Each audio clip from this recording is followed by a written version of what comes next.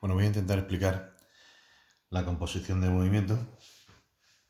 Nosotros hemos visto movimientos hasta ahora en una única dimensión, así que nos movíamos en el eje X o en el eje de la Y. Era un movimiento rectilíneo.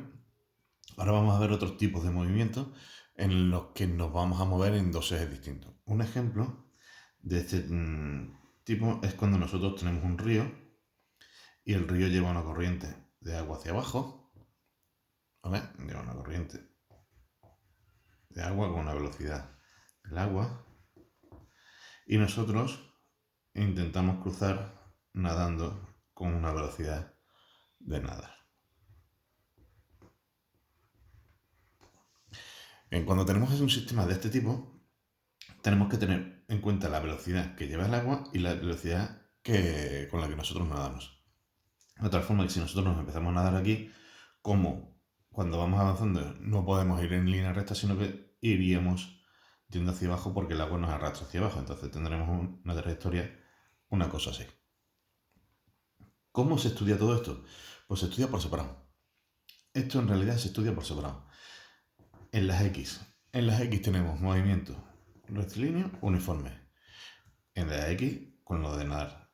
Y tenemos que la X es igual a X sub 0 más V en X por T.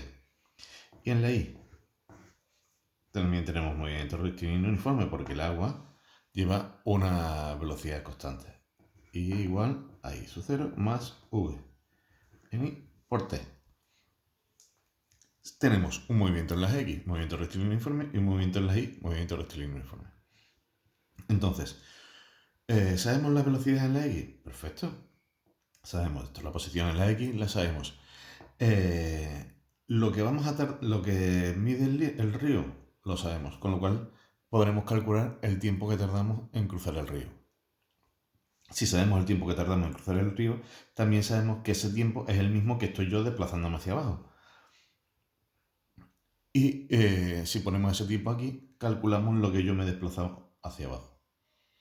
Eso es un tipo de ejercicio. Otro tipo de ejercicio es que yo estoy ahí en un balcón y lanzo con una velocidad horizontal. ¿Qué es lo que va a suceder? Que si yo lanzo un objeto con una velocidad horizontal, me va a provocar un movimiento así. ¿Vale? Entonces, en las X yo tendré movimiento rectilíneo uniforme, porque yo lanzo con una velocidad constante y no hay nada que me frene en el sentido de las X ni me acelere, con lo cual en las X movimiento rectilíneo uniforme. X igual a X sub 0 más V sub 0. X por T. V sub 0 X que va a ser constante. Y en las Y voy a tener un movimiento de caída libre, es decir, cada vez voy a ir más rápido hacia abajo. Por eso va a hacer esta curva. Entonces tendré movimiento rectilíneo uniformemente acelerado. Y igual a I sub 0 más V sub 0. Y por T menos 5 por el tiempo al cuadrado. V en I igual a V sub 0 I menos 10 por T. Ya sabéis que sustituimos la aceleración de la gravedad por menos 10. Bien, entonces yo tendré dos movimientos. En este movimiento tendré la composición de dos movimientos. Uno que se mueve movimiento rectilíneo uniforme y otro con aceleración constante, que es la gravedad que va a bajar hacia abajo. ¿Cuánto tiempo estamos en el aire? Lo que tarde en caer en línea recta también. Es decir, lo que tarde en movimiento en el eje de la Y. La Y 0 al final, la Y sub 0 a la altura que sea, la velocidad inicial. Si yo lanzo horizontalmente, esta parte de aquí va a ser 0, menos 5 por el t al cuadrado. Y calcularíamos el tiempo que tardaríamos en caer. Ese es el mismo tiempo que voy a estar desplazándome hacia adelante. Con lo cual, si yo sustituyo este tiempo aquí, también calculo el alcance máximo. Bueno, más o menos esta es la explicación de la composición del movimiento. Es decir, que nosotros un movimiento lo podemos componer en la suma de dos movimientos en dos ejes distintos.